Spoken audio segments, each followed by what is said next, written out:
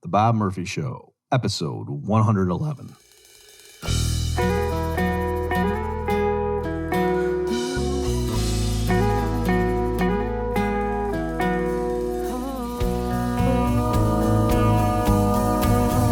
There's a tidal wave coming. What you gonna do? Get ready for another episode of The Bob Murphy Show, the podcast promoting free markets, free minds, and grateful souls. It's your source for commentary and interviews, conducted by a Christian and economist. Now here's your host, Bob Murphy.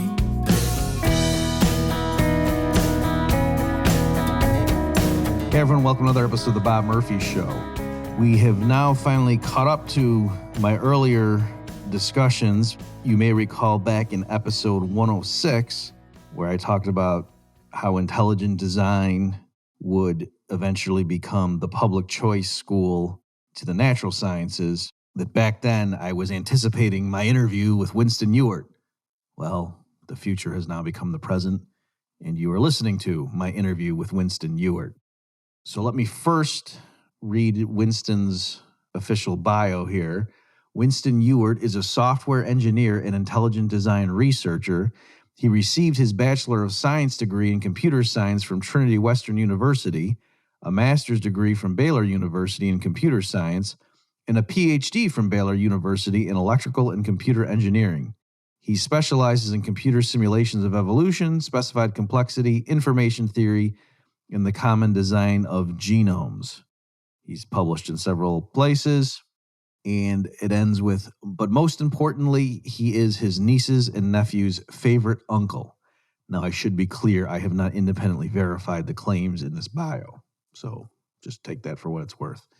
So what Winston and I are going to talk about is just lay out the field of what is intelligent design, how does it differ from creationism, that sort of thing. And also, could you be a believer in intelligent design and also endorse the standard theory of evolution?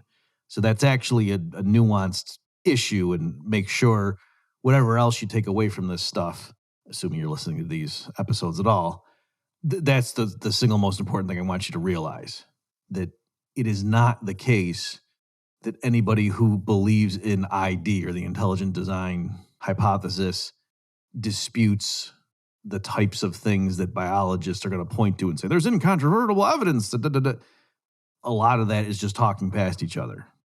All right, so there's that. And Winston and I clarify that at the beginning of this interview. Then we go on to discuss two papers that Winston was either a co-author on or a sole author of, to just explain, okay, so what do you do besides just saying, oh, looks like there was design, end of story. Like, no, there's a lot more to it than that. So we go through that stuff.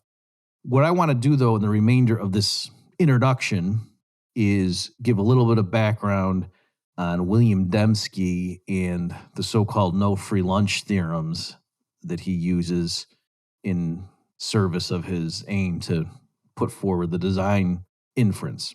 So if you don't care about this, you just want to jump in the interview, feel free to go ahead and advance the slider on this thing. But I think it will help you if I give sort of a study guide to what's coming, because Winston and I obviously know this area and we kind of just talk about it glibly. But if you never heard this stuff before, this might help. So William Dembski is one of the heavy hitters in the ID movement. And I'm actually in the show notes page. So again, this is bobmurphyshow.com/111 that you're listening to right now. If you want to go get the links, I'm actually going to put a review from H. Alan Orr, who is a biology professor at the University of Rochester. I'm going to include that because it's a really good book review, but it's very critical. So H. Alan Orr is representing orthodox biology in a defense of the modern neo-Darwinian synthesis. And so this is from the Boston Review, and it's a good review though. It's well written, and Orr does a good job of summarizing what Dembski's arguments are. And also just in the interest of fairness, since I've been presenting the ID stuff. And I see your guys' comments, right? I mean, remember, folks, I used to be what I called a devout atheist in undergrad. And then it wasn't until grad school that I went through some things and had my epiphany and realized, oh my gosh, God's real after all. So believe me, I totally get how some of you just can't understand. Geez, Bob's so good at economics. Why is he so dumb when it comes to biology? I understand not only that you think it's unscientific, the ID stuff, but that you think, geez, does the market economy need to have a central planner? Come on, Bob, what's wrong with you? I get that. All right. So I want to link to H. Alan Orr's review, partly just to show, yes, I'm aware of these arguments, and he does a good job here. I agree. Okay, so to explain, though, who William Dembski is, let me just read from Orr's review. So Orr had started out by saying, originally the anti-evolutionists were just Bible-thumping creationists who just said, hey, look at Genesis. You don't need to worry about all them pointy-headed professors. But now, Orr says, the anti-evolutionist has become much more sophisticated. They've evolved, and they actually are PhDs who have posts at universities, and they write books from academic presses. And so now in that vein, he says, Dembski, whose new book, No Free Lunch, is sure to ignite new firestorms over design versus Darwin, is perhaps the most impressively credentialed of the lot. He wields a PhD in mathematics from the University of Chicago, another in philosophy from the University of Illinois at Chicago, and a Master of Divinity degree from Princeton Theological Seminary. He is also author of 7 books, including The Design Inference, a fairly technical work. He is also an able writer, a skilled polemicist, and an indisputably bold thinker. Okay, so that's who William Dembski is and his impressive credentials. And also his book, The Design Inference, was from Cambridge University Press, right? So this isn't, some vanity book that he self-published. So what Dembski does with the no free lunch theorem, so the no free lunch theorems are not Dembski's. It was some other mathematician proved them. And here I'm just going to speak loosely. What they showed was that if you have, let's say, a fitness landscape or something that has a score on it, and you have a function or an algorithm that's searching around trying to maximize the score. So just imagine like a landscape in the XYZ space, with valleys and mountaintops and stuff. And imagine you start at some point on the surface of this landscape, and then you're moving around. And what your goal is to get as high up on the Z axis as possible, right? To maximize your height, if you view it that way. And so what the no free lunch theorems showed was that if you don't impose any constraints on what the fitness landscape looks like, then in general, or perhaps putting another way, averaged over all possible landscapes, no search algorithm can outperform any other. All right, so like one search algorithm might say random, like it randomly chooses what the movements are, and it could be negative in the XYZ directions, and then it moves that amount, and then checks to see, are we higher or not? That would be just a random algorithm. A different algorithm might say move a little bit in one direction, and then if you go higher, then keep going that same way. But if you go down, then back up. Okay, and so if you have an algorithm like that, you're going to at least hit a local maximum if the landscape is smooth and continuous. Okay, so that's the idea. But the point being, so if the landscape is smooth and continuous, then the algorithm that kind of takes little baby steps, and then if it has a slight improvement, just keeps going until the improvement stops, that's presumably going to outperform random search, at least, averaged over thousands of trials or in expectation, but averaged over all possible landscapes. So if you're thinking of, what do you mean? Like there's lots of mountains? No. I mean, like, what if there's no connection whatsoever between like where the point is that represents the ground, if you will, and then, the adjacent point, what if it's not anywhere near it? If you get what I'm saying. Okay, so don't impose any constraints on what the landscape has to look like. If it could just be a bunch of different points that have no relationship whatsoever, then random search is just as good as, the thing where you take baby steps and then just keep going. All right. So that's what the no free lunch theorems established. And they had nothing to do with biology. That was just like with search algorithms. All right. And so then William Dembski took those theorems and he applied it to a biological context in the arguments over evolution and design.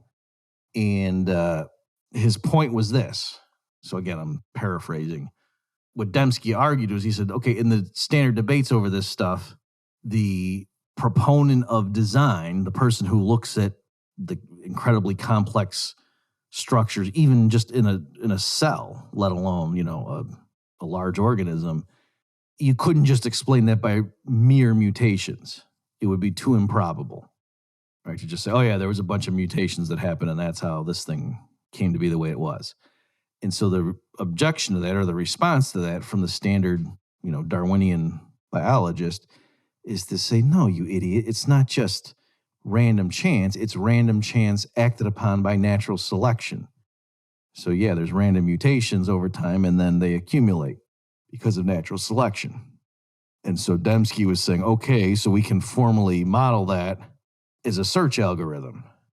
And as the no free lunch theorems inform us, averaged over all possible fitness landscapes, there's no reason that random mutation plus natural selection would search the fitness landscape and arrive at a higher point on the fitness scale than just random exploration, an algorithm that just randomly moves in a direction. And so Dembski's point was, if you agree with us, the ID community, that just random mutations couldn't possibly explain the apparent orderliness of the structures we see in modern biology, well, then you don't rescue your explanation by falling back on, it's not mere randomness, it's randomness aided by natural selection.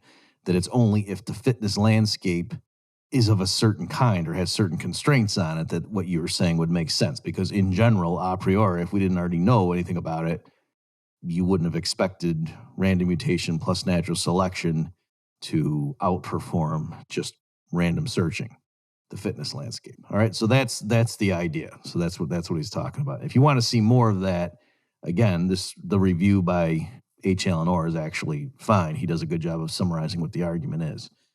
And of course, I'll see if I can find something from Dembski himself without you having to buy the book. All right. So that's the background you need. And then Winston and I will then talk about it, but we didn't spell it out. And so I wanted to give you that background. So without further ado, here is my discussion with Winston Ewert. Winston, welcome to the Bob Murphy Show. Thanks for having me.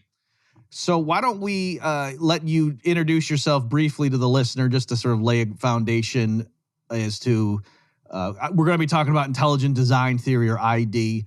And so just what's your credentials? And also if you want to throw in something too, just to reduce their suspicion, to let them know that you're one of the good guys in terms of the battles for liberty. Basically, first and foremost, the truth is I'm a computer nerd. And that has somewhat accidentally led me to becoming involved in intelligent design. The way that actually happened was that I read the book The Blind Watchmaker by Richard Dawkins, and he has a little computer simulation in there, and that fascinated me as a computer nerd. And so I got interested in evolution and intelligent design, starting from that point of looking at these computer simulations. I grew up in a Christian home, and so that led me to be skeptical of the evolutionary theory, and that led me to doing sort of an analysis of these simulations from the perspective of intelligent design. This would eventually lead me to going to Baylor University, where I worked with William Dembski and Robert Marks, and there I got a PhD pursuing intelligent design research in that kind of field. Okay. What was the actual field in, the formal field? So I got a master's in computer science and a PhD in electrical and computer engineering. Okay. Which always confuses people a little bit with the intelligent design thing, because they think that's not what intelligent design is about. But I very much take a very computer nerd perspective on the whole thing. Mm-hmm. Now, also like knowing that I'm one of the good guys in terms of trying to make your podcast people like me. Yeah. So I'm actually was born in Grove City, as my dad was studying Austrian economics at Grove City College.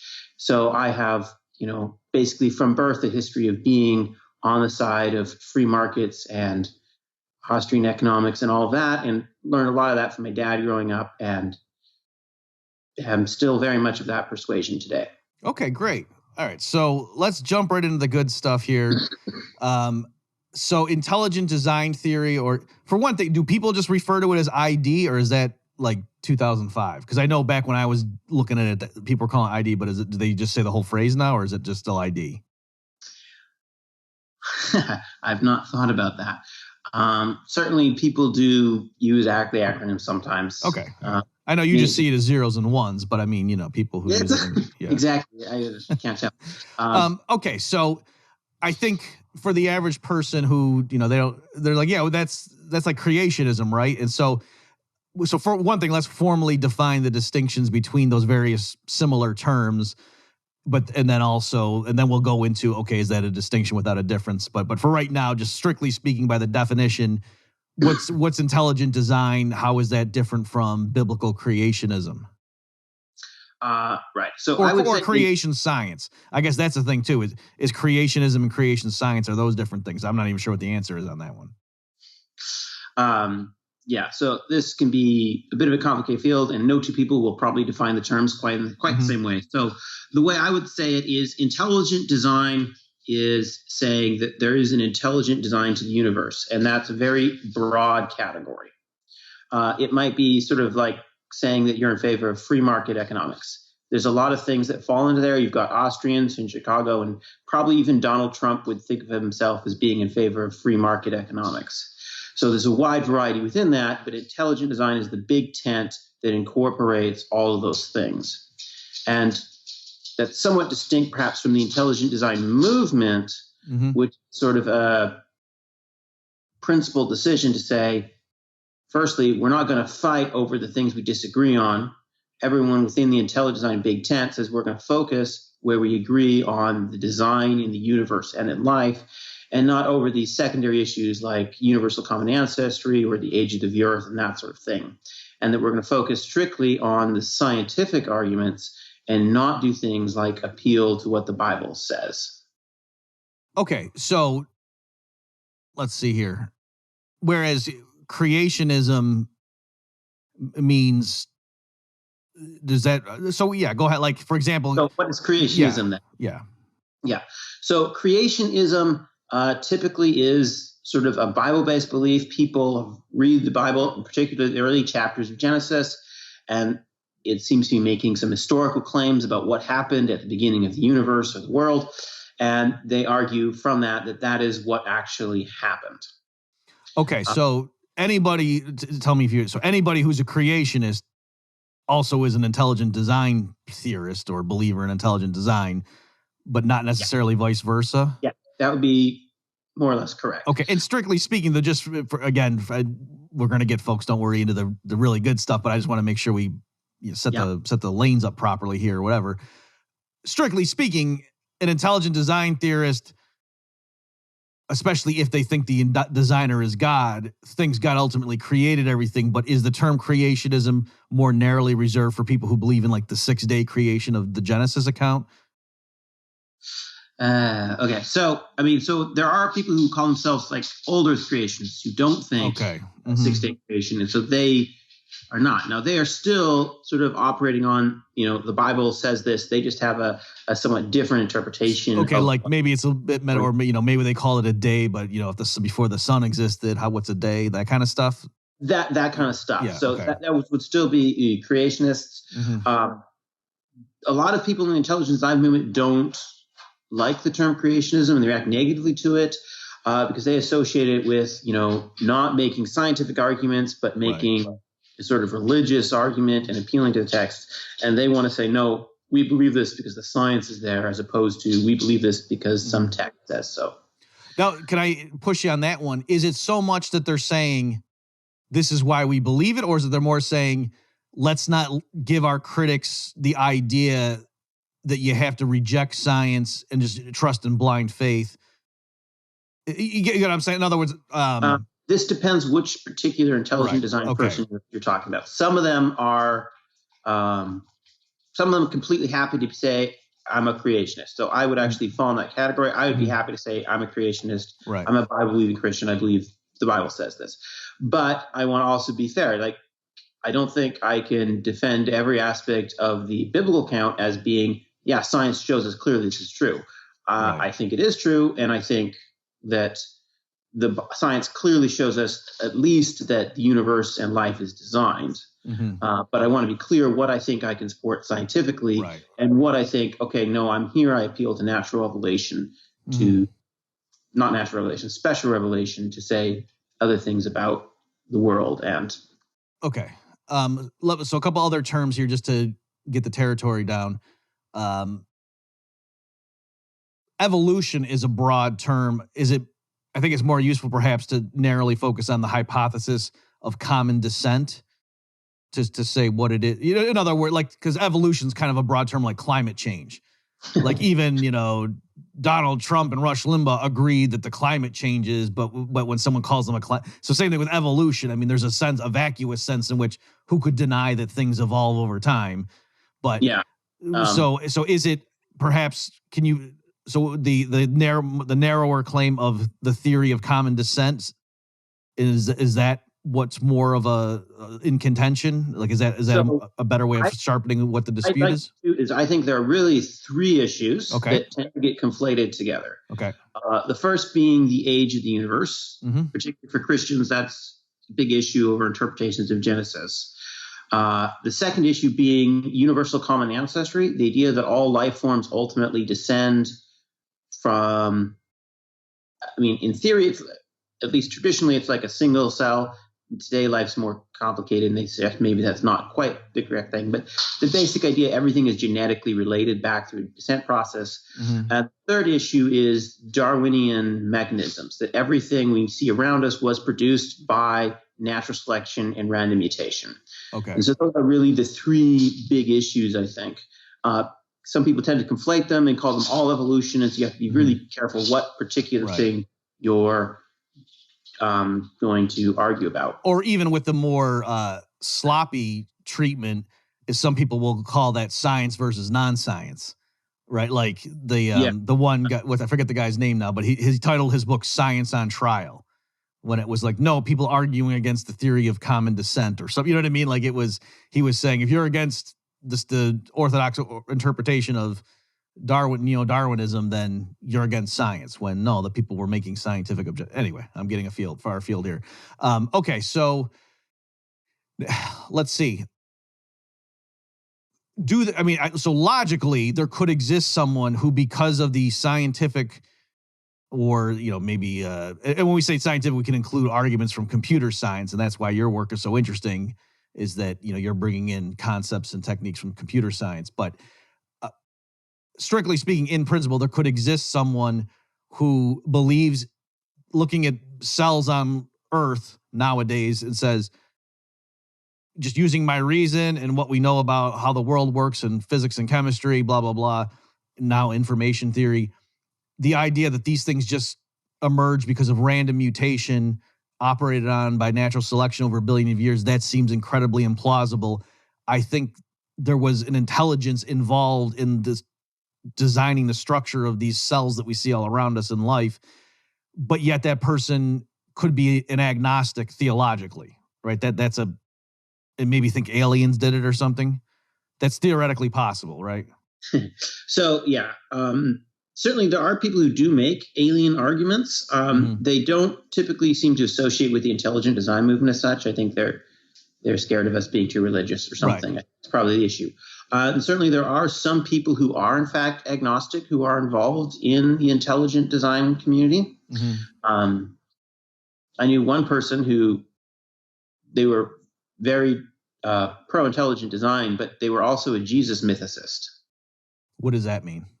So that means they believe that not only is Jesus not God, he didn't rise from the dead, he didn't exist at all. Okay. Like he's like Paul Bunyan or something?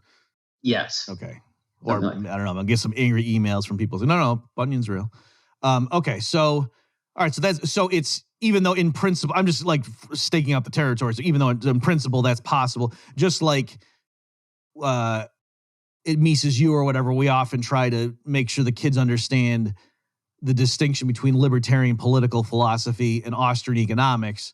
And the way to illustrate that succinctly is to say, in principle, you could be an Austrian socialist, right? Like, in other words, the knowledge of Austrian economics could let you know that, oh, well, this will lead to poverty. This will lead to the business side. But if your value system is, if you're a misanthrope, you say, no, I like human suffering. I like business cycles, or I like, there to be a lack of economic calculation. I'm a socialist. But I also believe in, the value-free economics of cause and effect as taught by the Austrian school. But yet, in practice, there's not too many Austrian socialists walking around. So likewise here, strictly speaking, there could be an atheist even believer in intelligent design. And then if you said, well, who designed it or what? He might say, I don't know. All I'm saying is this theory that this stuff all emerged because of random mutation and natural selection. Give it enough time. Trust us. This can all work. This is crazy. That's theoretically possible. There could be. It's theoretically possible, yeah. And it does exist. Right. The tendency we found is that people who become convinced of intelligent design typically eventually also become theists. Right.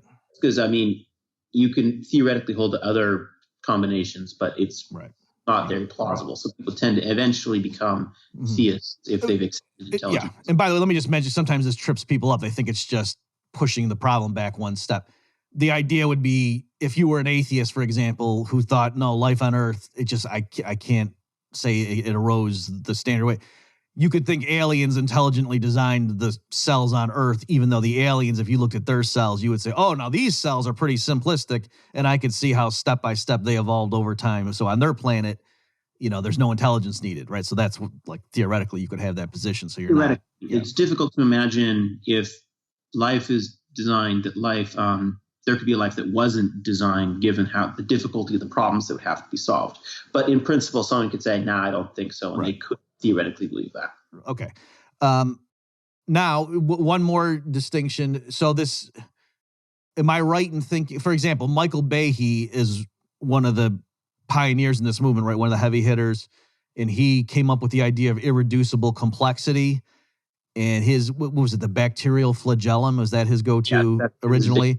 Yeah. And so just for the listeners, so he looked at this thing and he's like, I'm looking at the structure of this, and it's a very relatively simplistic life form, bacterial flagellum. And you say, look at this thing. That's an outboard motor. Or, he's looking at the structure of this very, simple organism. And yet there was a lot of complexity already built into it. And so his phrase or notion of irreducible complexity means there's like a bunch of different things all working together that if you took one of them away, the whole system would be crippled or not work very well at all. And so the idea that each little component could have evolved step by step, he was saying, like, all along the way, as you move closer towards the current design or structure, it would not have conferred a marginal advantage in terms of reproductive fitness. And so the point being, like, why would evolution have gone down this path, right? So that's the idea. So hence irreducible complexity. You can't break it down to a series of simpler step-by-step parts, each of which confers a bit more fitness. But my understanding is Michael Behe, at least when I was looking at this stuff 10 years ago, he was fine with the theory of common descent. Like, he was okay if, there was some supercell way back that just had all the design plans packed into it. And so he would just say that didn't arise through mere chance. Like, that was you could say that's a miracle, or God did that. But yet, in terms of like the family trees and stuff of all the organisms, to him, it would look like what a standard biologist would say. It's just Behe would say, you think it's random mutation and some natural selection creating this tree. No way. There's no way that much information could get packed in there in the right ways. Am I in the ballpark of what his view is? So to be clear, when I talked about the three issues, you've got the age of the Earth, common descent, and Darwinian mechanisms. Intelligent design really only disputes the third. It says, life didn't arise by Darwinian mechanisms. It needed to arise by some sort of intelligence, without being specific about when and how that intelligence came into being. So Michael Behe, who's one of the very top leading people in intelligent design, is one who thinks common descent is true. He thinks actually everything is genetically related back to ancestry through these first cells, all the way to thing, but he thinks there's an intelligent design that goes along with that. Okay, great. So, and also I should mention that partly he's important too, right? Because he was one of the most academically advanced, you know what I mean? Like, do you remember off the top of your head, he was a chemistry or something professor somewhere, wasn't he? Yes, he's still I think he might be biochemistry. Yeah, I mean, it was something even more specific to what, to be talking about biology and evolution. He's definitely credentialed to be there, and he's had tenure, so he's still at Lehigh University and all that. Okay, great. Yeah, it's kind of like in the climate change stuff where the so-called skeptics, or even worse, deniers, they have a few of their heavy hitters, like Richard Lindzen, is at MIT, and then Roy Spencer and stuff gets awards from NASA. So it's a bit awkward to say, oh, these guys are anti-science. It's like, oh, I wonder why NASA gave them an award then. All right. Okay, so let's see. Was there anything else I wanted to... All right, so then why don't we go ahead and get into this paper here that you... Well, actually, one other thing. So tell us a little bit about William Dembski. Because when I was doing this stuff like 10 years ago, it was Behe and Dembski were like two of the bigger guns in this movement. So William Dembski's more like coming at it from information and math and philosophy. Yeah. William Dembski is one of the big names in intelligent design. He's now sort of retired from intelligent design and working on other things, but he was he's in a math background, and so he brought a real mathematical perspective to questions of intelligent design. In particular, his original big work was the design inference.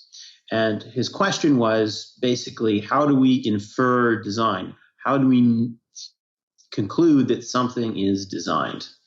And part of the question is, well, for it to be designed, it has to be improbable that it would happen by chance. Because the things that are likely to happen by chance, well, okay, you didn't really need design to do that. It could have just been random. But his big insight was that randomness was not, or improbability was not enough. Because an example would be if you sort of shuffle a deck of cards and deal out 5 cards, and you get 2 of clubs, a 5 of spades, a king of diamonds, etc. The particular hand you got is very improbable because it's unlikely you get that specific hand. And in fact, all like 5 card hands are equally improbable. So the fact is, if someone deals out a royal flush, you might suspect them of cheating. But someone dealing out just another random hand of cards, it's equally improbable. So the difference isn't in the probability. And Dembski's insight is that what we do is we identify cases where it's both improbable and it follows some sort of independent pattern, what he called a specification. And so he developed the notion of specified complexity to develop sort of the theoretical underpinning of how we infer design and how we reject sort of chance explanations of events. Okay, yeah. So the analogy I had used for that was you're driving around and you see license plates, and any given one, you could say, oh, the chance of seeing that exact combination of letters and numbers is, it'd be pretty small. Yeah. Probability. But you don't think all of them were like, you're not sitting there constantly amazed at the miracle. Look at all of these things that were so improbable. But if you see something that spells out, ILUVGOR when Al Gore's running for president, like I love Gore, you'd say, oh, that person's a Democrat. He's showing his, you know what I mean? Because it's probably not that the random letters spelled out a recognizable English phrase like that. So, right. So Dembski's where it's trying to like formalize, like, we have common sense, like we understand how that works. And in the paper we're going to get here in a minute, he uses you guys use Mount Rushmore as an example. Like people right. looking at Mount Rushmore know that was designed. There's no way that just winds and currents and sandstorms or something and the way the rivers float over the rocks a million years ago carved out faces in and yet it's like, well, okay, but how do you know? So that's what he was coming up with to try to formalize. And correct me if I'm wrong, Winston, but the point was he was trying to say, he was just trying to come up with a framework to say, look, some of us are claiming when we look at cells, we see design. We say that cannot possibly be just due to randomness and, mindless natural forces or physical forces. And the critics are like, oh, well, your lack of imagination is no strike against our theory of blah, blah, blah. There's a billion years. And so he was trying to then say, okay, let's step away from the biology context and just in general, when you see something and an intelligence was involved, typically we'd say it was human intelligence for everyday things. He was trying to isolate, what is the procedure by which we are certain that thing is designed. And so you're saying he came up with, was it specified complexity? Was that the phrase? Yes. So that it's improbable, but also it adheres to this independent pattern that we, already have. And so that kind of captures a lot of, okay. So with that warm up, now you have a paper here co-authored. So you get the first billing here. And it's not even alphabetical. Is that because you did the most work? So it's yes, I did the most work. Okay. So it's Winston, Ewert, William Dembski, and Robert Marks II. So the title was Algorithmic Specified Complexity. So you threw in the modifier algorithmic there to augment Dembski's phrase. So here, I'll read the abstract and then we can just talk about it in more plain English, but let me just read the abstract here. Engineers like to think that they produce something different from that of a chaotic system. The Eiffel Tower is fundamentally different from the same components lying in a heap on the ground. Mount Rushmore is fundamentally different from a random mountainside. But engineers lack a good method for quantifying this idea. This has led some to reject the idea that engineered or designed systems can be detected. Various methods have been proposed, each of which has various faults. Some have trouble distinguishing noise from data, some are subjective, etc. For this study, conditional Kolmogorov complexity is used to measure the degree of specification of an object. And Kolmogorov is named after a Russian mathematician. Yes. The Kolmogorov complexity of an object is the length of the shortest computer program required to describe that object. Conditional Kolmogorov complexity is Kolmogorov complexity with access to a context. The program can extract information from the context in a variety of ways, allowing more compression. The more compressible an object is, the greater the evidence that the object is specified. Random noise is incompressible, and so compression indicates that the object is not simply random noise. This model is intended to launch further dialogue on use of conditional Kolmogorov complexity in the measurement of specified complexity. So before we continue, let me just say to the listeners, you can see here they didn't say, well, we know from Paul that the Bible is true and therefore God created everything. And we don't need to, listen to these pointy-headed professors from their universities with all their book learning, right? So that's what this is. And so now the question is, okay, are you guys really onto something here, or is this just a bunch of computer jargon and, math jargon? So let me read something from the article and then I'll let you elaborate on it. You in the introduction, you say Mount Rushmore is qualitatively different from that of a random mountainside. However, quantifying that difference in an objective manner has proved difficult. Both mountainsides are made up of the same material components. They are both subject to the same physical forces and will react the same to almost all physical tests. Yet there does appear to be something quite different about Mount Rushmore. There is a special something about carved faces that separates it from the rock it is carved on. And then what you guys say is, this special something is information. Information is what distinguishes an empty hard disk from a full one. Information is the difference between random scribbling and carefully printed prose. Information is the difference between car parts strewn over a lawn and a working truck. So can you speak a bit on just information theory? Because that's something that I could see how before the age of computers, to talk about information there might have struck some people as like gobbledygook, especially if they were like hardcore materialists. Like, no, the only thing that's real is what you can touch, and information is just some abstract blah. But clearly in the age of computer science, nobody can deny that information theory and the study of information itself, regardless of the particular material in which it's encoded, is a thing. So can you speak a bit on that? We do have to be a little bit careful with the phrase information theory. Okay. Because usually information theory is used to refer specifically to Shannon information theory. Okay. Which is a theory developed by Claude Shannon to a theory basically of communicating, of sending information from one place to another, and about, errors come in and how do you correct for those errors. And it's sort of underpinning of all our modern communication technology. Okay.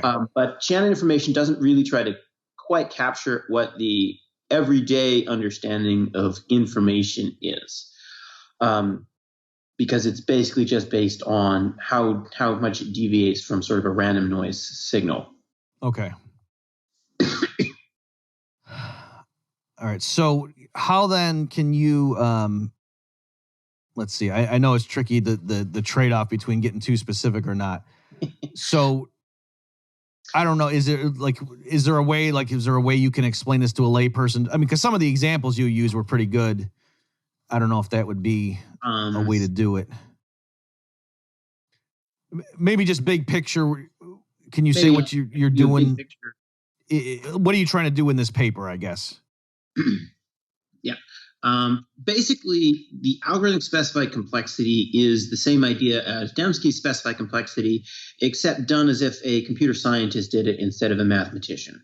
Okay. And since I believe that computer scientists have the correct view of the world, I figure that the algorithmic specified complexity version is better. Mm-hmm.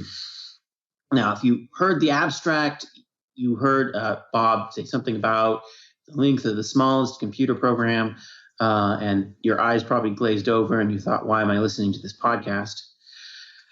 So the basic just the idea, episode. They're good. They like the podcast. Okay, maybe yes, this they episode. love the podcast. Yeah. They're not sure why Bob brought this weird person on who's obsessed with measuring the length of computer programs. The basic idea is the longer it takes to describe something, the less of a pattern it follows. So things that follow patterns have very short descriptions. So if you want to describe, a light that goes on and off, you can just say it goes on and off and on and off and then repeats. Very simple description. But if you wanted to describe something that sort of is a random pattern, the only way to describe it is to record the whole pattern. You can't give any shorter description of it because there's no pattern to exploit in that description. So the fundamental idea of Kolmogorov complexity is to say shorter descriptions indicate more pattern, longer descriptions indicate more randomness. Now, the reason we define it using computer programs is basically just that it gets rid of some paradoxes that exist in human language. Case being, I could say the smallest number that can be described in less than 100 words. Now, that was a lot less than 100 words, but I just described the number that cannot be named in less than 100 words. So there's a bit of a weird paradox there. The case being, you can't express that as a computer program, so it throws all those paradoxes out of the window. But if you're not nerdy as I am and don't love thinking about the lengths of computer programs, it's really just the length of the description. And basically, the fundamental idea of algorithmic specified complexity is you take how improbable something is, measured in bits, and that's because as a computer scientist, bits are beautiful, and you subtract away the measured again in bits, the length of the description.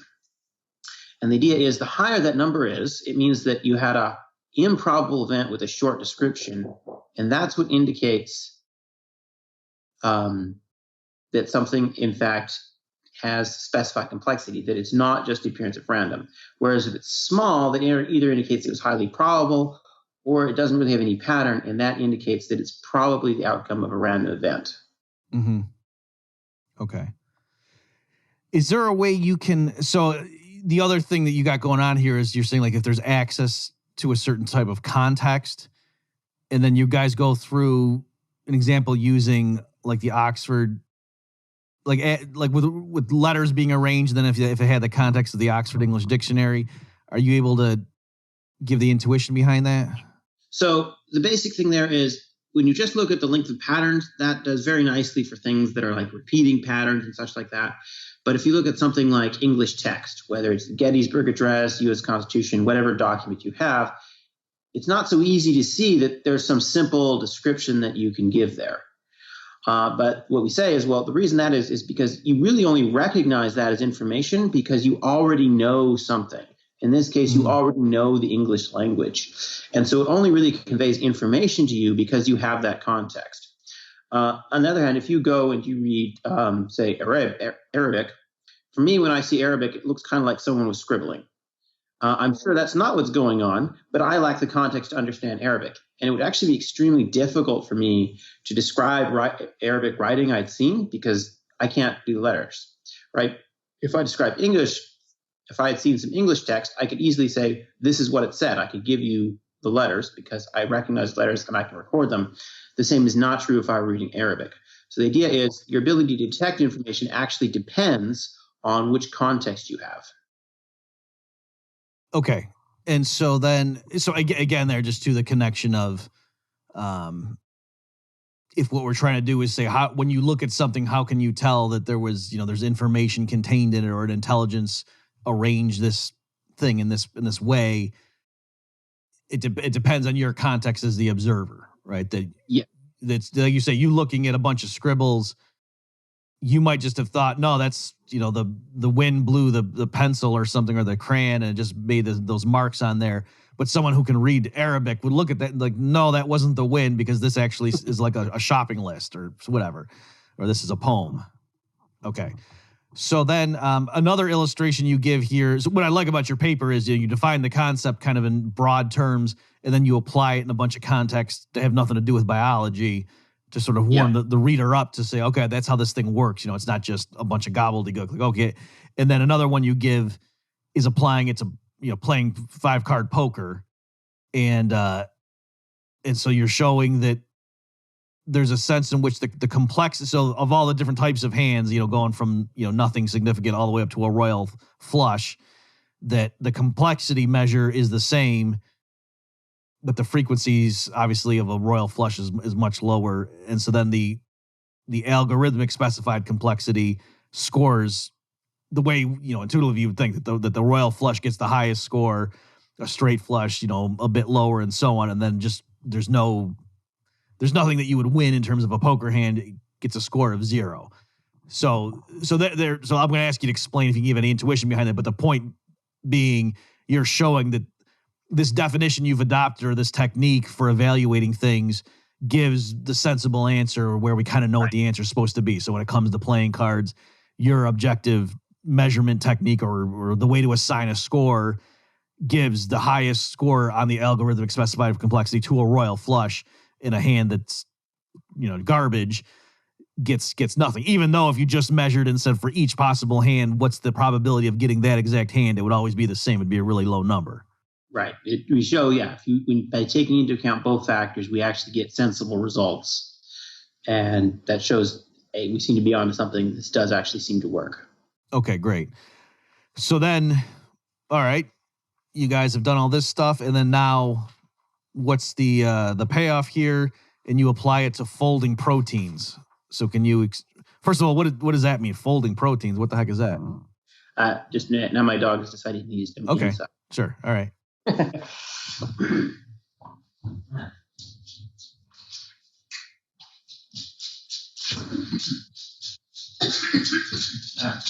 Okay. So, folding protein. So, proteins are sort of the building blocks of the cell. You string a bunch of amino acids together. Well, the cell strings a bunch of amino acids together. It becomes a long chain. And then what happens is, depending on the amino acid, it kind of folds into different shapes based on the different chemical properties of the parts of the amino acid. And then that has some job in the cell, whether it's part of the cell wall or it's transport or it's for assembling other proteins or whatever it is. It's various jobs. So for the most part, a protein has to fold. There are a few exceptions, but it has to fold into some shape in order to do some job. And as it turns out, almost all sequences of amino acids that you put together will not fold. Mm-hmm. Won't become a shape because it has to have, good enough properties to fold to produce that particular shape. And so some work has been done to try and characterize just how rare it is for a protein to fold. And so the answer is, I guess in lay terms, it's pretty small. Mm-hmm. So the question then is to say, applying algorithmic specified complexity to that, is say, okay, we know it's improbable that it folds, but of course, our Darwinian interlocutor is going to say, well, yeah, but lots of things are improbable. That doesn't matter. So by applying algorithmic specified complexity, I say, well, this is a folding protein. That tells me that, okay, it has a low probability, but all proteins have a low probability. Mm-hmm. The thing it Wait, Winston, sorry, let me stop you just for a second. Let me just use the poker example because I want to make sure people are getting the twofold. So in poker, if we're just playing, and especially if we don't, like, it's 5 card, and let's say we don't even, and the guy doesn't draw any cards, and the other guy deals, and you guys are betting, and you've got whatever 2 pair, and then he puts down a royal flush, and take your thing. You're probably going to suspect that the guy cheated you. You know what I mean? Because what are the chances? And that's the thing, because you could say, what are the chances? But then he could say, well, what do you mean? No matter what hand I laid down, the chances are equally absurd that I got that specific hand. So why are you accusing me of cheating? And so it's that where you're trying to, okay, well, yeah, it's not merely that your hand was improbable. It's that it was improbable in a certain way, which leads me to be very skeptical that intelligence wasn't involved in the design of the construction of your pattern of cards there, or your arrangement. Right. Okay, so that's, again, just want to make sure we hit that. So now with the proteins, you're saying again. Likewise, all protein sequences are improbable. Right. But if it adheres to this independent pattern of a protein sequence that actually folds, that is rare. And so that we can use as part of our description. We can say it's a sequence that folds, and then we have to specify which particular folding sequence it is. But it's a lot easier to say it's this particular folding sequence than it is to say it's this particular sequence out of the set of all sequences. Okay. So by doing that, we can give it a description that is much shorter than the complexity, and thus it gets a large amount of algorithmic specified complexity, showing, this kind of sequence can't be produced by just random chance. Now, I should clarify an important point here. When you're computing probabilities, it's always based on some assumption about how the probabilities work out. In that example in the paper, I used uniform probabilities. I was assuming any sequence of amino acids is equally probable. Now, the response might be, well, maybe, there's actually not equally probable. Maybe it's similar to another sequence and thus more likely to have fit into folding, or maybe certain amino acids are more common than others. So the paper doesn't really try to deal with all the different combinations you could throw at it. Really, I'm just developing the method of saying, when can we reject a chance explanation? And I'm saying, we could certainly reject the explanation that it was a completely random, uniformly chosen amino acid sequence that folded, because that's just really improbable and highly specified. Okay, so the punchline being that seeing the types of folding proteins that are exhibited in modern organisms, that's like seeing a straight flush or something. And so it's not merely that that's improbable, but also it adheres to this independent pattern. Yes. Okay. And because, like we say, if someone's just shuffling some cards and then deals themselves or himself a straight flush, we're going to think there was cheating involved. We're going to say, no, that wasn't just the randomness of you shuffling cards. Come on. Likewise, you're saying, see, this is objective. We didn't just say how it feels to us. We came up with a procedure to assign a numerical evaluation.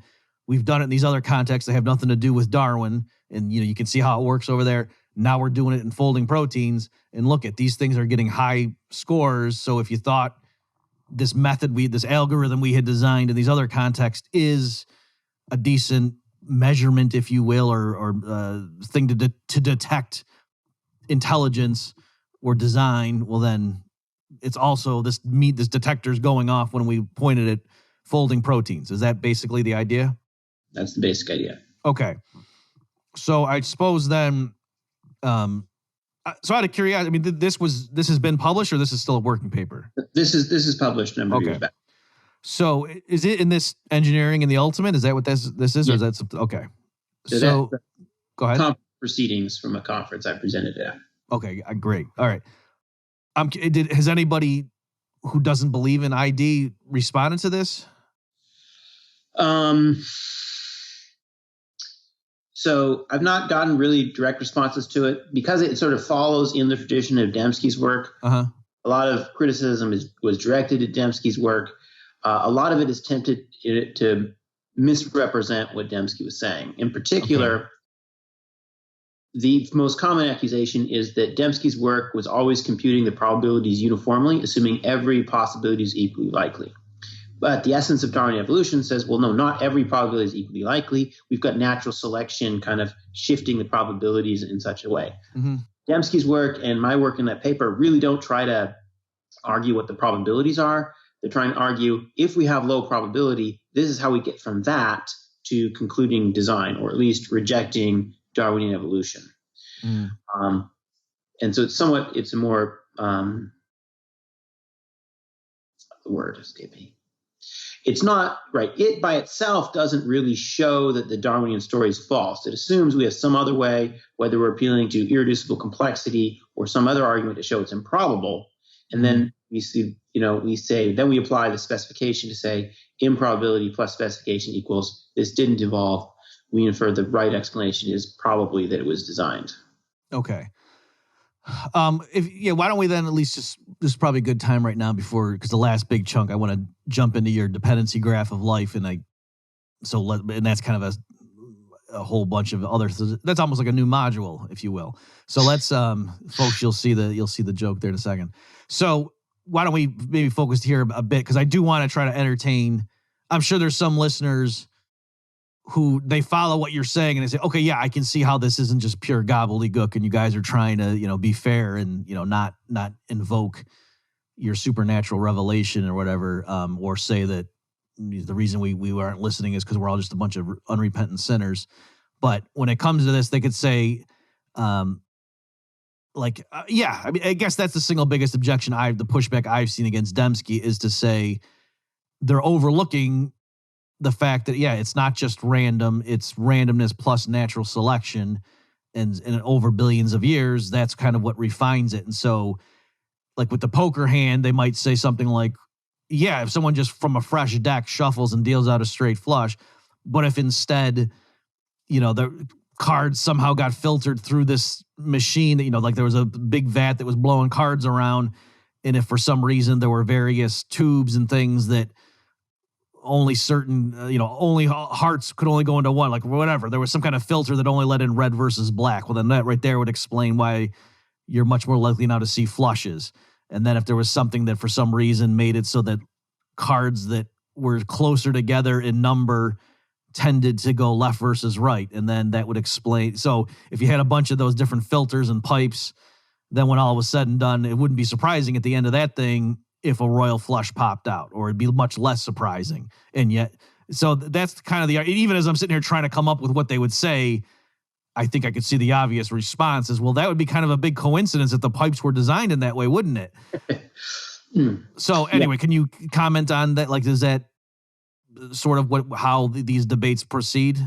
Yeah. So that is sort of the obvious response is the probabilities are shifted, right? And so the thing with specified complexity is that reduces the complexity, it makes it more probable, and then the specified complexity, as it were, evaporates.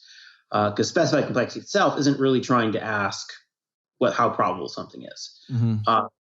Now, you could go and ask, well, we propose these other mechanisms, then we say there are a variety of answers we can give on that front. We can point out things like, you allude to the idea, well, that's highly complicated and seemingly intelligently designed system for generating royal flushes. And so we could point out that if you're going to say that Darwinian evolution does these things, you end up, if you work through what that would mean, that sort of the fitness landscape, to use a word which probably is confusing to most of you, the idea of the fitness landscape is that sort of different sequences have different levels of fitness, and evolution can kind of be a search engine that's kind of trying to climb up hills in this landscape to get better and better things. But the argument we've made is basically, well, in order for that to actually succeed, and at least to succeed at the level we find in life, that fitness landscape has to be as intelligently designed, maybe more intelligently designed than the things we're actually observing. You could also appeal to ideas like Behe's irreducible complexity. Just lots of things look like there isn't going to be any gradual mechanism into them. And you look at various arguments like that. Or the protein folding is interesting just because the nature of a protein fold is basically you either fold or you don't. There's not like a gradual, this partially folds and might be something useful. You basically got to hit the fold more or less at random chance. So we would make those kind of arguments to say, no, this is improbable. So therefore our logic follows. Yeah, let me go ahead and just spell that because I want to make sure some listeners who've never read these debates understand what's going on. So the intelligent design theorist, or just the man on the street or whatever, who looks at how complex and how interlocking and perfectly apparently designed, like the human body, just like the human eye or something. Like, whoa, there's a lot of different parts that come together to make that thing work. And if you saw an android that had a similar camera and whatever, you would be sure that, oh yeah, some intelligence designed that thing.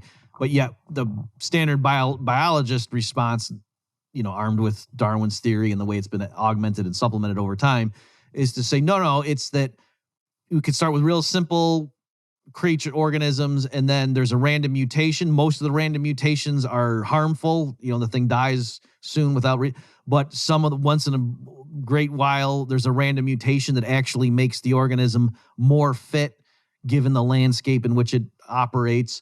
And so now it's more likely to have descendants. And so that trait now becomes bigger and bigger in the population, more, represented by more and more of such organisms. And then those beneficial mutations just accumulate over billions of years until you finally see this end thing that you're striking you as being designed. You have a lack of imagination. You don't see how these random mutations, some of which are beneficial, then accumulate. And so with the irreducible complexity, the idea is, okay, but there's some biological structures that they have 19 different things that all need to be present at the same time. If you took any one of them away, the whole thing would be useless. So how could you have started with 0 of those 19 things? It's not like the first edition would have made it a little bit better and had, more offspring. And then the second one's even better and more offspring. And then did it all the way up to the 19th, which really perfected it. No, all along the way, those would have been bad mutations, harmful. It's only until you had the whole thing going that it conferred an advantage to the organism. Is that basically the argument? Basically the irreducible complexity argument. Yeah, okay. All right, and so then going back to are you familiar with the no free lunch theorems and how Dembski uses those? Yes. Okay, so let me give my layman summary, and then you tell me if it's wrong or whatever, or sharpen it. So that back when I was really into this, so that's what stuff fascinated me. And this is where, Winston, just so you know, when I really concluded, okay, the defenders of the Darwinian orthodoxy are not understanding what the ID people are saying, because Dembski was saying some stuff, and then I saw the other people who are arguing saying Dembski's arguments are like written in jello, or they were saying real condescending, and it was like, no, I totally get what he's saying. Maybe he's wrong, but so I feel like how, like, when I'm just like looking at Austrians arguing about a priori or something, and the average mainstream economist is like, you don't believe in looking at numbers? You're just going to sit in your corner and do your religious proclamations? What are you, crazy? That's not science. So anyway, it's kind of like that. So in any event, so there was these things called the no free lunch theorems. I forget who discovered it. It wasn't Dembski. It was like he was relying on some. And who was it?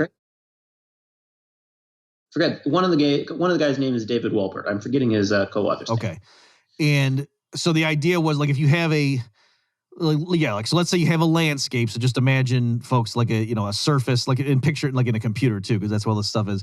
You've got some surface with hills and valleys, and then what you're trying to do is find the highest elevation. And so that's the objective, and you're starting somewhere on the XY plane, or I guess the XYZ plane, and you're going through. And you can just move, any direction you want. And then, what are you going to do to scope out and search? And you could have, keep moving in this direction if you keep going up or whatever. But what if you just hit a local maximum? What if you, were to go out further? Maybe you then hit a mountain that's really close by and you just don't realize it right now. You're on the top of a hill. So that's that's the thing to be picturing. And of course, this is supposed to represent reproductive fitness, in the actual environment. And so then the no free lunch theorems were saying something along the lines of, if we don't have any conditions, any constraints at all on what this landscape looks like or how it's configured, then any search algorithm is just as good as any other. We have no way of thinking, no way of picking one better than the other. And the way I kind of thought of that was, if really what you're saying is all of the different locations of the land in terms of its XYZ coordinate, if there's literally no connection, because probably the listener, when I said picture a landscape, was thinking of a smooth surface that, was differentiable and all connected. If there's no reason for it to be like that, if it's just a bunch of different elevations all over the place, then, any search algorithm is just as good as any other one, because you have no reason to suppose, like you might be thinking, if I start going up the mountain, keep going up. Well, no, what's a mountain? You're assuming that there's these connected things.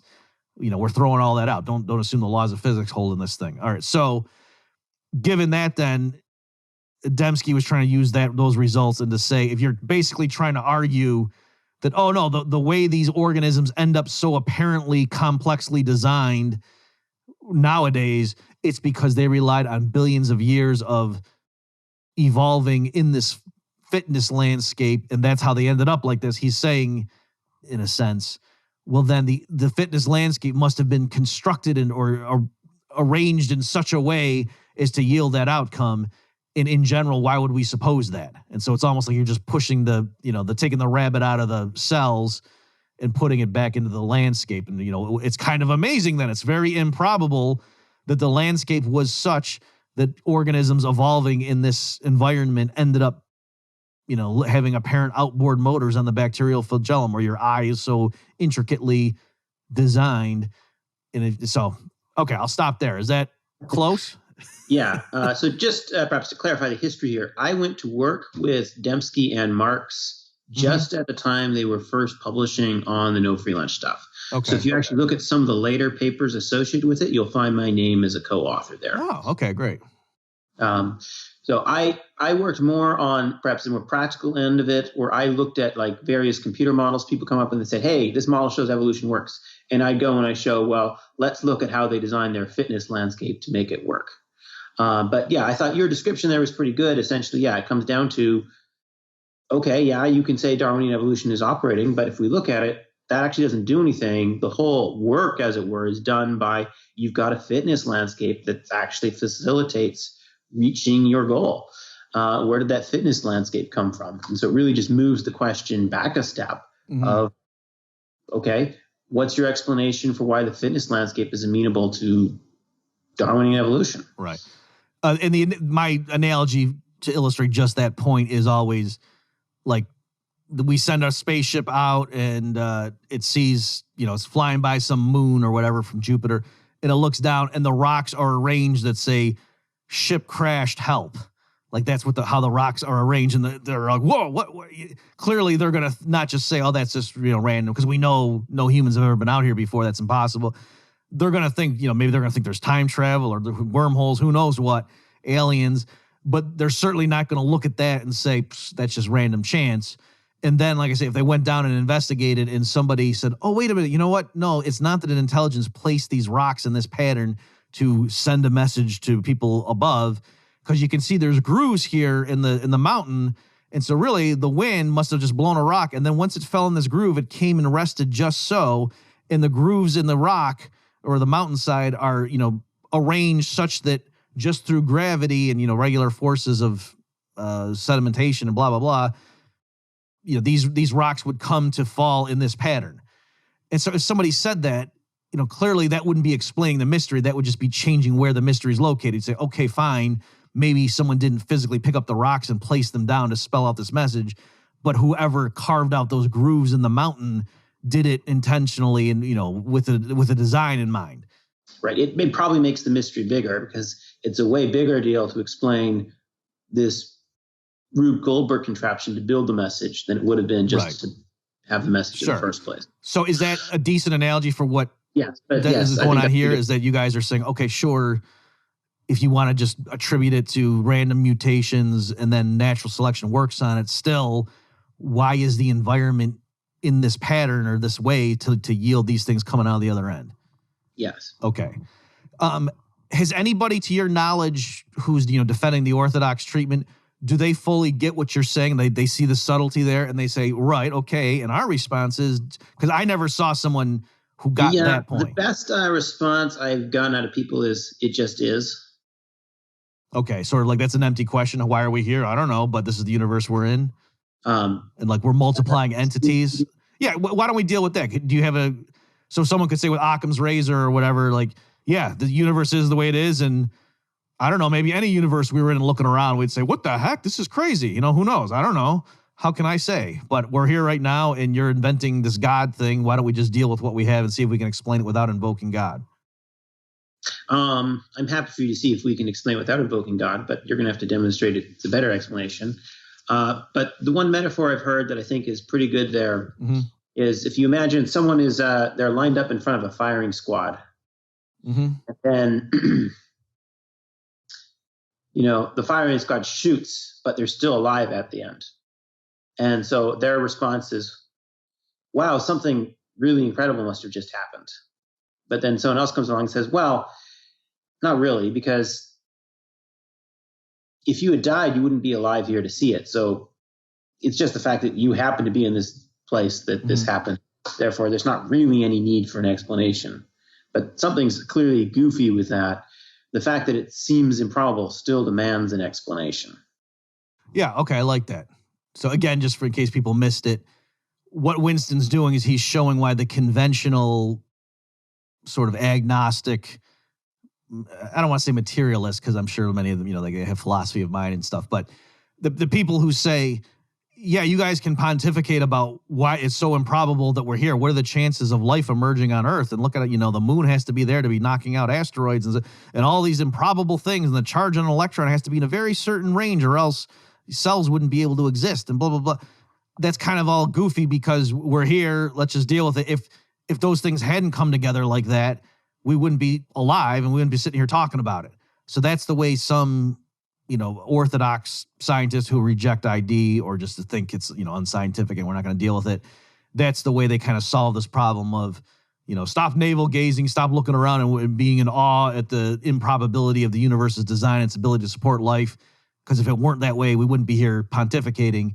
And so, Winston, you're saying an analogy you've seen is someone saying, okay, that'd be like if you were tied up standing in front of a firing squad, there's a whole line of guys, they all shoot and they all miss, or their guns jam or whatever, and you're still alive, you're going to think a miracle just happened. And whether it's a miracle or not, certainly it would be a silly thing to say, let's stop wondering how that just happened, because if it hadn't happened, you would be dead. So the only reason you're sitting here wondering, how did I just survive that, is because you did. And so that should end the inquiry right there. Clearly, that would be a silly answer, is what you're saying. And so hence, yes. So it might not be that Winston et al. Are correct in what they're saying, but certainly this improbability and the specified nature of it is remarkable and demands further inquiry. And don't just say, well, otherwise we wouldn't be alive to be, wondering why it happened. So let's move on. Okay. So now why don't we turn to your solo paper. I don't want to say your sole paper. The paper you did on your own is what I'm trying to get. I'm not saying this is the only paper you did. So this is called the Dependency Graph of Life. Is this like your dissertation, or is that not accurate? This is just this is just published in a journal. My dissertation is just a sandwich of previous papers stapled together, so it's not very interesting on its own. Okay, but the Dependency Graph of Life stuff isn't part of what your dissertation was? Okay. The Dependency Graph of Life is more recent. Oh, okay, great. All right, so let's see. I think the abstract here is actually more intelligible than the other one. It's funny, the intelligent design papers have unintelligible abstracts. Okay, so no, this one I think people will get what you're saying. So this is the Dependency Graph of Life. It's Winston's paper. He's the sole author. The hierarchical classification of life has been claimed as compelling evidence for universal common ancestry. However, research has uncovered much data which is not congruent with the hierarchical pattern. Nevertheless, biological data resembles a nested hierarchy sufficiently well to require an explanation. While many defenders of intelligent design dispute common descent, no alternative account of the approximate nested hierarchy pattern has been widely adopted. We present the dependency graph hypothesis as an alternative explanation based on the technique used by software developers to reuse code among different software projects. This hypothesis postulates that different biological species share modules related by a dependency graph. We evaluate several predictions made by this model about both biological and synthetic data, finding them to be fulfilled. Okay, so a lot there. Maybe let's define some terms. what is the nested hierarchy? What does that mean? So the idea is, if we look at life forms, they seem to fairly naturally fit into a hierarchical classification. So you have, animals, and animals you probably learned in school, they divide into mammals and birds and reptiles and whatever else. And you can further divide mammals into different kinds of mammals and so on and so forth. So everything sort of divides into these subcategories over and over again. And that's what we call a hierarchical classification. And the argument that's been made since the time of Darwin is the reason this is true is because it's simply tracing out the tree of life, that these different groups, they all correspond to some long extinct species now, and everything descended from those species. And that's why these groups kind of share similarities to each other, and they don't share similarities as much to other groups. And it sort of has this groups within groups feeling.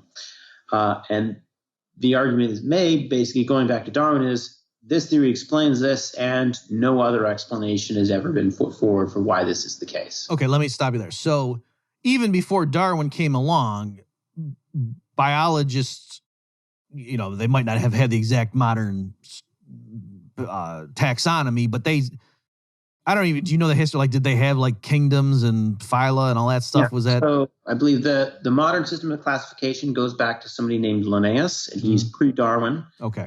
He is what we would today call a creationist of some sort. Mm-hmm.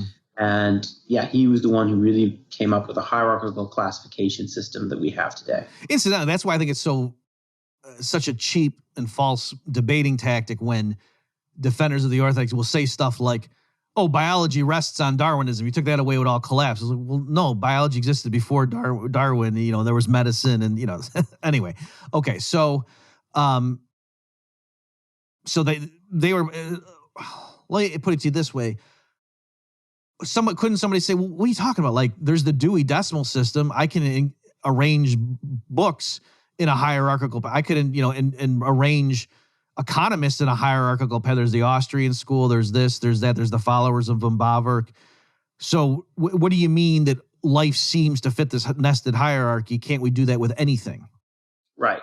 And so it's true, humans love hierarchy, and no matter what life looked like, humans would classify it hierarchically because that's what we do.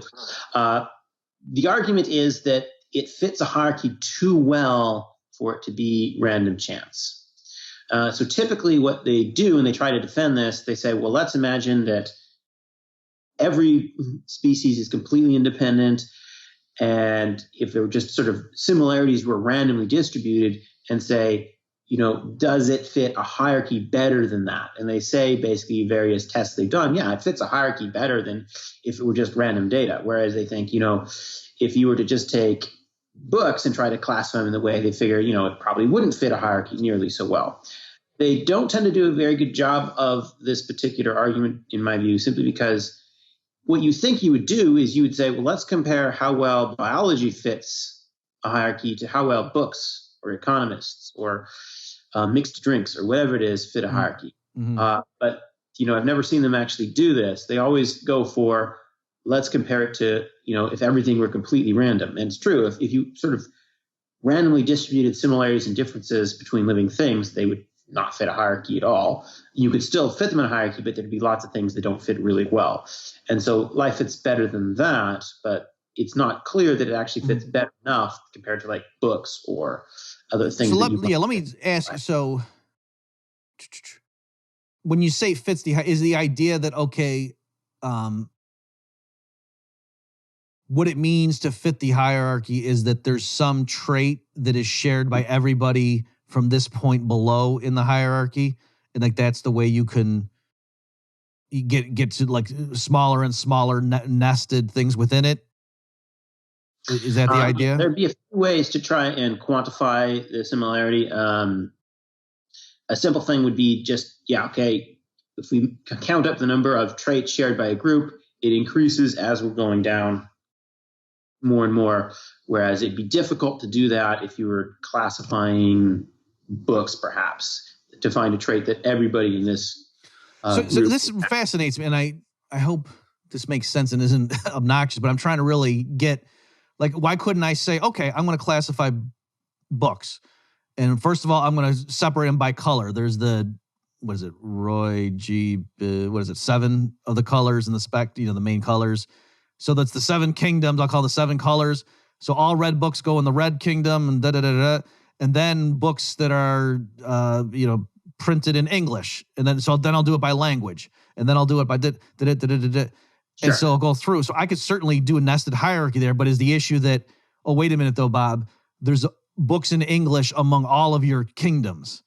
And so, yeah, you can arrange it, but then there's so much cross-fertilization or whatever term it would be that it's clear your hierarchies were somewhat arbitrary and there's not really like that all the red books really have something in common. Yes, is that kind of what's going on?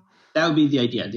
The argument we made, you can pick different criteria and they will end up giving you a similar hierarchy. That's, I think, less true than they like to portray. There are various things that don't quite fit that way, but it is at least somewhat true that you can look at different criteria and still come up with the same hierarchies. Okay, all right. So the idea then, so with the books thing, obviously if I took 10 different people and said, hey, I want you to arrange all the humankind's books in a hierarchy, like they might have done my thing, but they might have done language first. They would say, okay, first there's the English kingdom and then the Hebrew, the whatever, Polish kingdom and da-da-da-da. And then they would have done colors at the next level. Because since those are kind of arbitrary, so showing clearly no 2 humans are going to arrange books the same way. But you're saying if they took a bunch of biologists who hadn't already learned it at school and said, go look at the life forms and try to arrange them, they probably would put the blue whale in with humans because they're both mammals, even though a blue whale might, seems like it's more like a fish. Yeah. Now, there are certainly some cases where I think biologists disagree and there would be questions, but I think broad scale looking at it, you would get a similar hierarchy no matter who's looking at it. Okay. All right. So then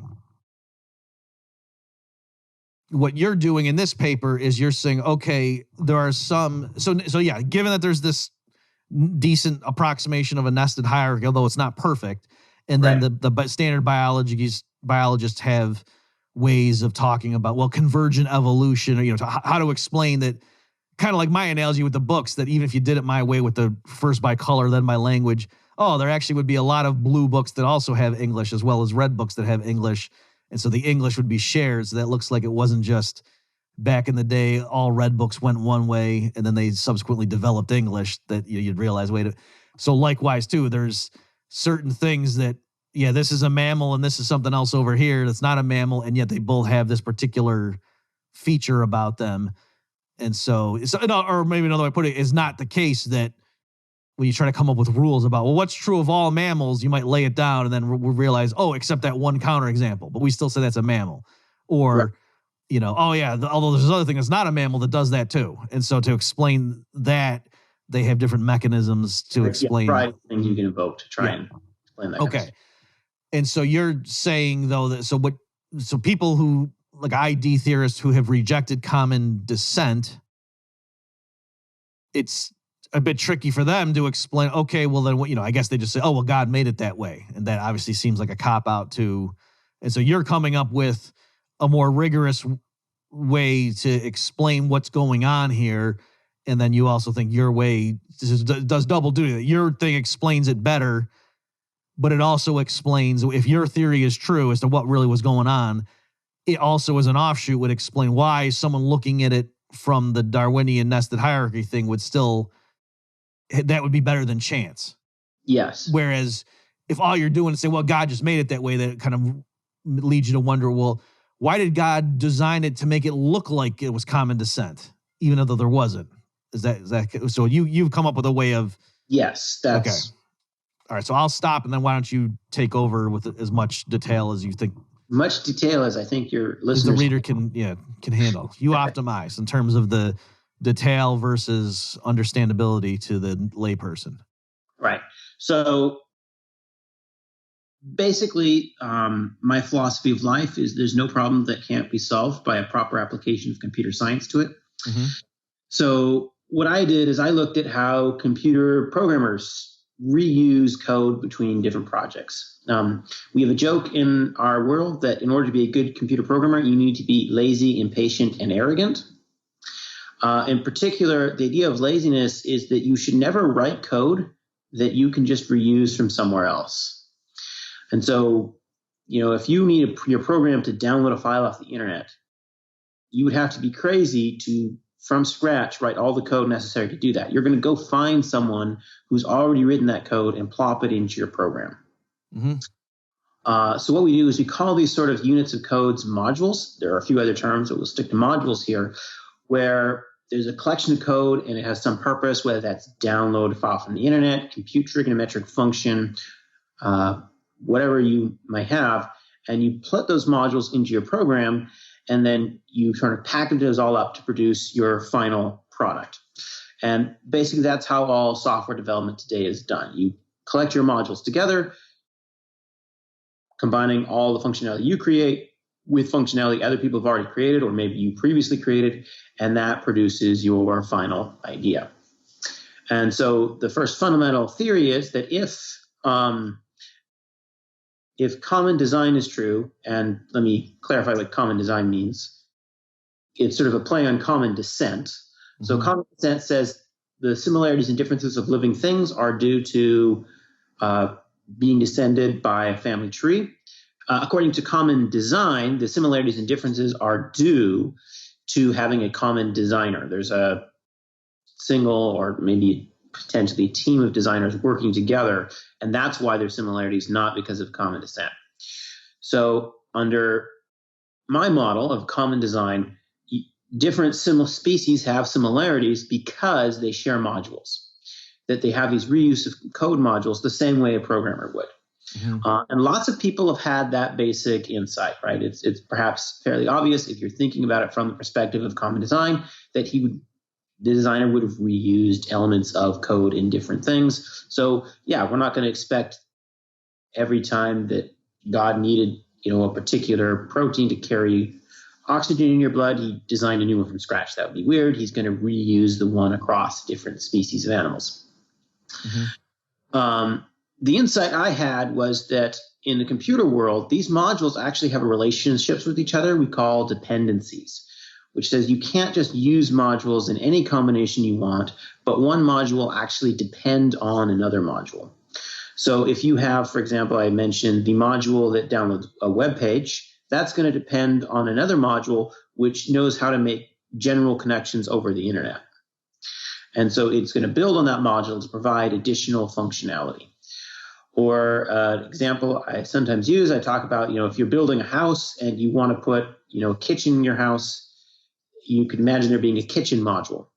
But that module is going to depend on a bunch of other stuff. You've got to have maybe a fridge module and a stove module and have the dependencies on things like an electricity module. And that's going to create a whole cascade of similarities by adding a kitchen module, not just to like other houses with kitchen, but any building that has a kitchen in it. And so you have this sort of relationship where one module depends on another, and that sort of constrains the kind of reuse you can have. And the fundamental idea I had was if you take a look at the tree of life, you've got this, mammals divide into different kinds of mammals, which further divide and such. If you just reverse the direction, as it were, where instead of saying, the mammals sort of separated into two kinds of mammals, instead, the different kinds of mammals depend on the mammal module. So the reason that, every mammal is an animal, for example, is because the mammal module depends on the animal module.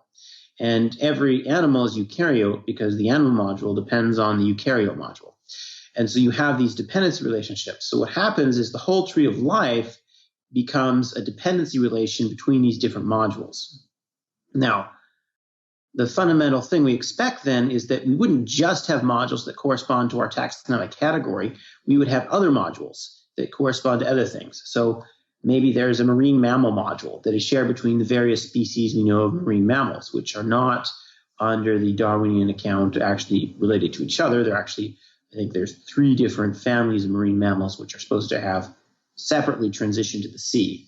Or an echolocation module, which explains similarities we find between echolocating bats and some cetaceans that use echolocation. So my theory suggested, okay, maybe this explains why things look like common descent, because actually the whole tree of life is embedded in the dependency graph, but there should also be these other modules that we can kind of look for as well that would explain other patterns that aren't really captured by common descent.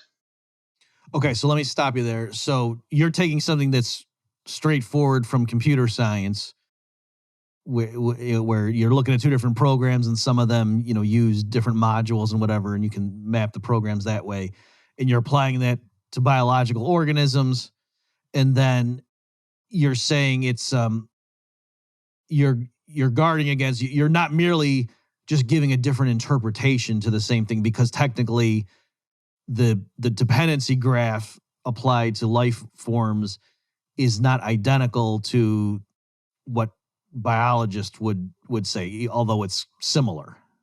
Is that true?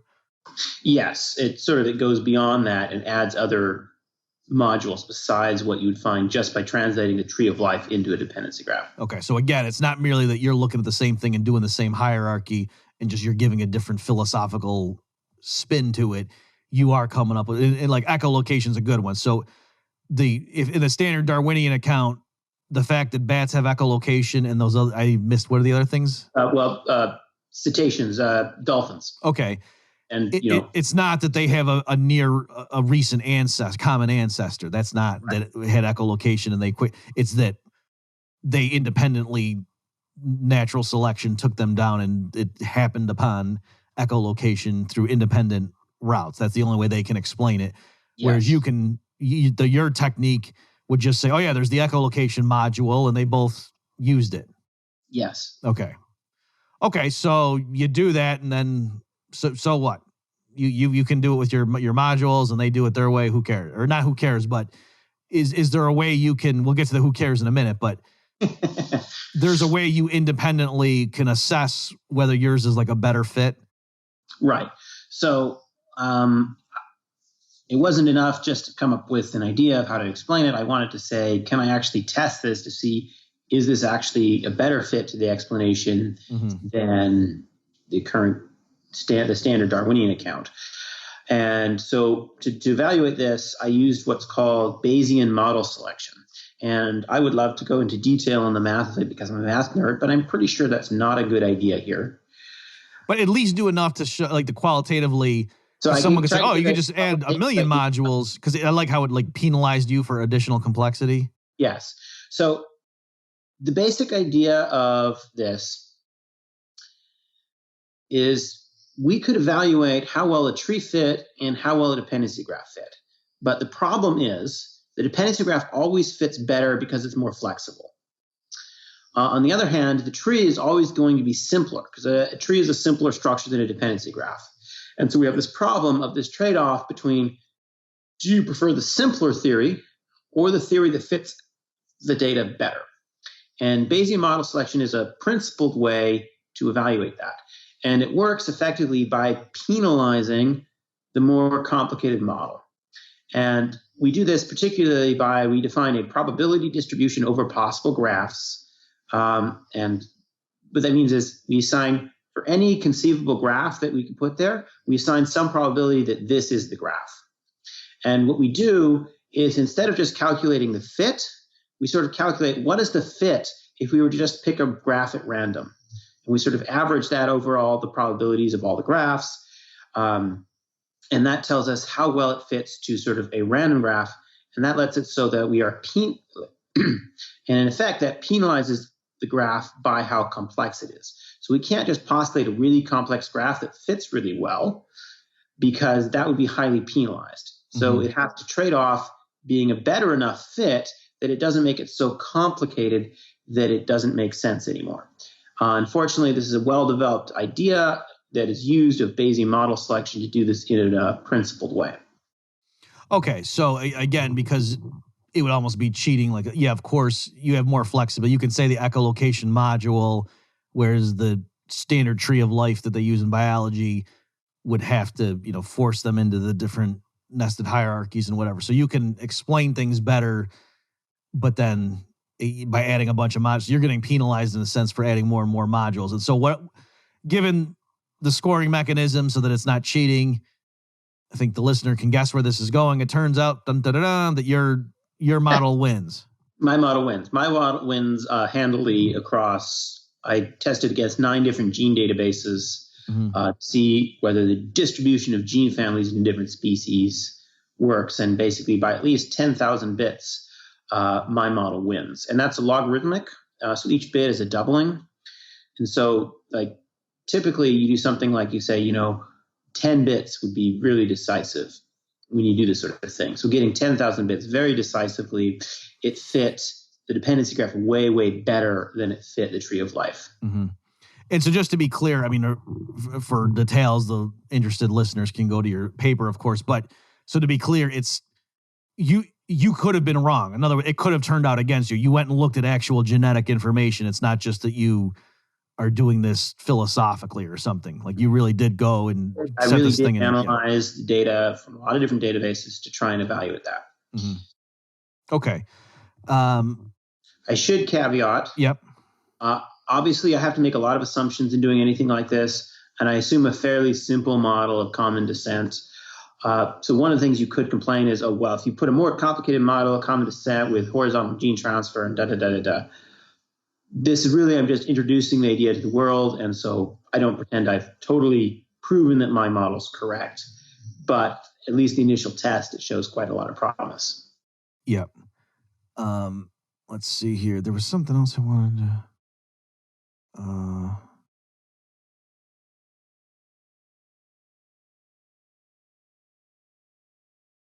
unfortunately, there was some interesting stuff from the...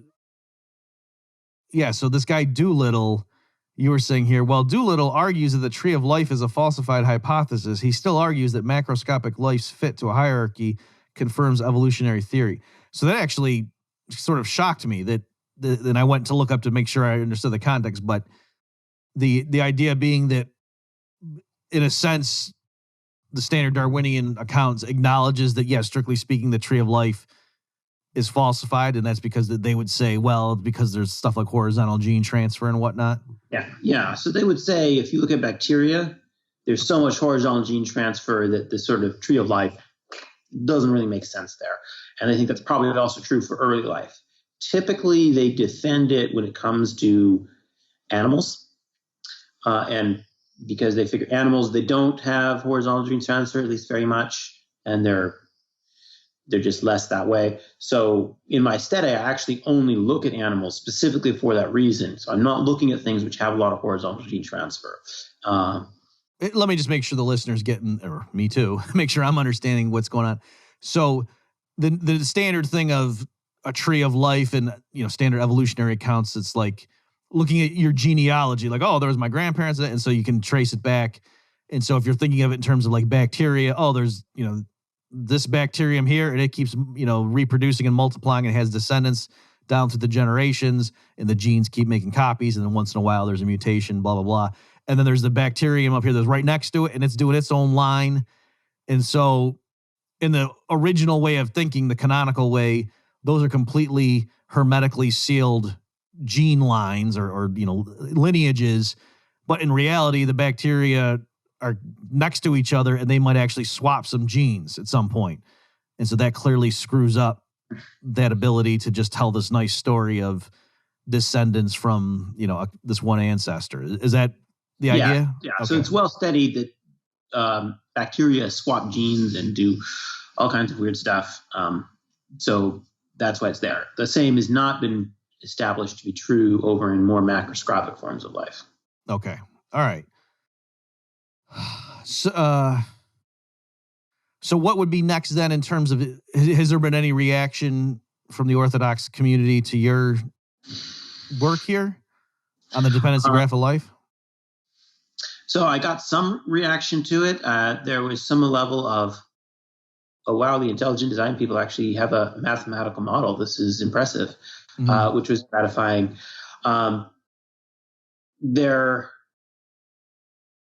They haven't really, I think, engaged in it too much. I think generally they've adopted a policy of intelligent design as a thing to be ignored in the hopes it'll go away. Obviously, just to clarify, this is common design perhaps more than intelligent design. Not every intelligent design person would reject common descent, just right. We're clear on that. They would point to the things like at the end of the paper, I point out there's the limitations, right? assume simple model, common descent. I'm assuming the gene libraries I'm looking at are reliable and such. And so they would point basically the same limitations I pointed to and said, oh, we're going to ignore it because of these limitations. I'm hoping in future work to kind of lift some of those limitations to make the case stronger. That's really where the status of things is right now. Okay, yeah, and you just raised yourself a question I wanted to ask to clarify that someone like Michael Behe, would he like not really have a dog in the fight, or would he actually be rooting for you to have come up short because then he would say, oh, gee, maybe common descent is right? Because again, strictly speaking, what you're showing is the theory of common descent. We should have less reason to believe in it, right? That you're showing. Yes. Okay. Like one of the standard things to support it, namely, well, what this tree of life is exactly what we'd expect of the theory of common, and you're showing, well, no, this other thing fits. You can group organisms under my hierarchical structure. Is it a hierarchy? Is dependency graph like a hierarchy, or that's the wrong word to use? Graph is not a hierarchy. Okay, so okay, great. Hierarchy. Is it a taxonomy, or is that not the right word either? Organization? Taxonomy would be a classification system. It's not really a classification system either. Okay. Well, it fits your. It fits the system. Dependency graph better than it fits the hierarchical structure. Okay, and so okay, well, yeah. Why don't we just sit back and say, okay, what is a regular biologist who maybe isn't even an atheist, like they're just not very religious, they don't really, I don't know, maybe there's something bigger than us, who can say, and they're just doing their data, they're doing their experiments and whatever and getting published on stuff, and then they read your paper. What are they supposed to do with that? Well, my hope would be that it would open them to other ways of thinking about maybe common descent isn't the right explanation. Maybe there are other things that could be going on in here. Mm-hmm. I think that for most biologists, if you're like studying like this is what this cell does, the history probably doesn't matter a whole lot to you, whether it evolved or something else. There's some things I think the people who hold to evolution, they have a tendency to think if they don't know what something does, it can't be doing anything important. It's probably useless leftovers. And so there's some amount of that kind of insight that might happen. But I think a lot of biology proceeds the same whether Darwin is true or not. Okay, yeah. Can I ask you on that? So there's this term junk DNA. So what does that phrase mean when people say, oh yeah, that's just the junk DNA in the human genome? What does that even mean? So at least traditionally what it meant was this was DNA that didn't do anything useful. And it was sort of common argument for evolution was, hey, there's DNA, it's not doing anything useful. God wouldn't have put it there. Ergo, evolution must be true. Mm-hmm.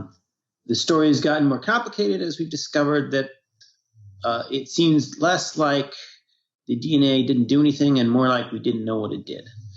And we've discovered for lots of cases, this is actually doing something useful that we didn't know about. And there's still a lot we don't know about the DNA. So it's really dangerous to go around saying this doesn't do anything because it's really hard to establish whether a piece of DNA is doing nothing or not. So my finding is that argument has actually lessened quite a bit, that it's not being made as much because I think a lot of people realize it's actually not very strong with more evidence of function being found in that. Okay. I guess the last thing, I know we're coming up here. I told you we'd try to go about this. Let me just ask you one more, if you don't mind.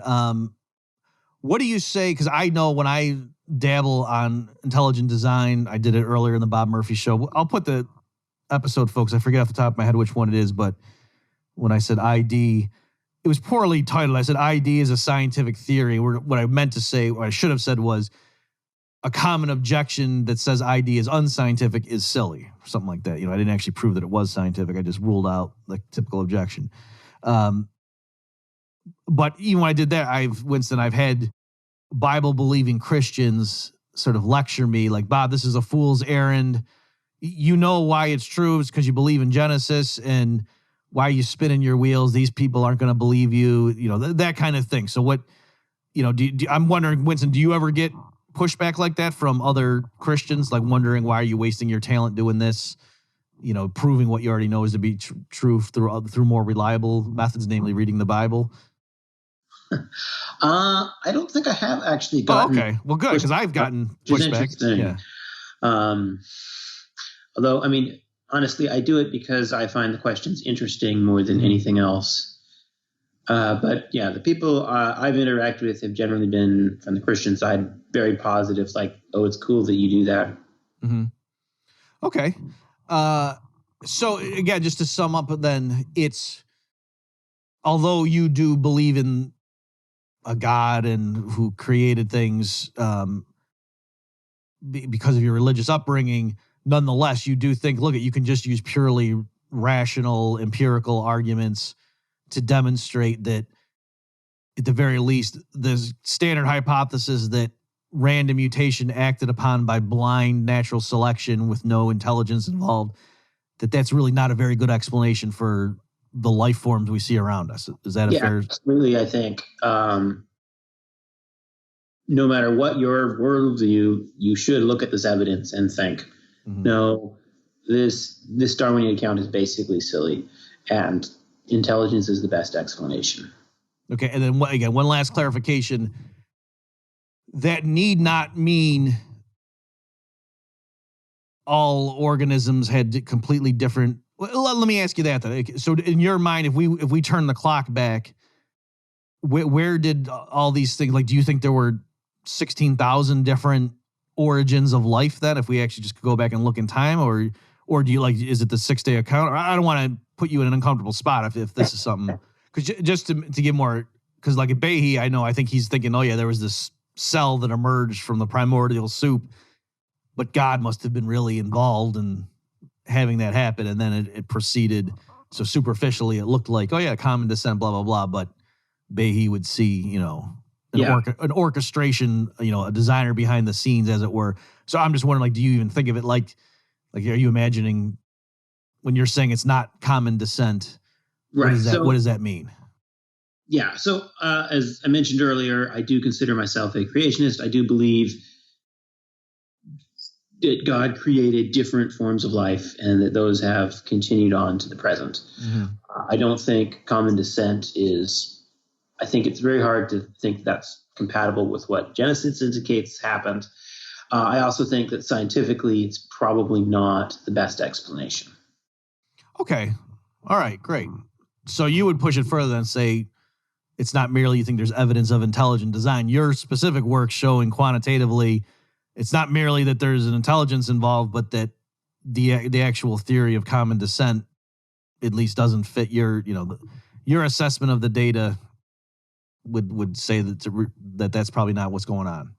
Yes, I think there's a lot more work to be done in terms of developing a proper alternative to common descent. I think that we're kind of behind on that side of the question, but I think at the end of the day, that is the case. Okay, great. Well, folks, this is bobmurphyshow.com/111. If you want to look for the links, I'll put Winston's work up there and plus some of the other stuff we discussed. Thank you, Winston, for your time. This was a fascinating discussion. Thanks for having me.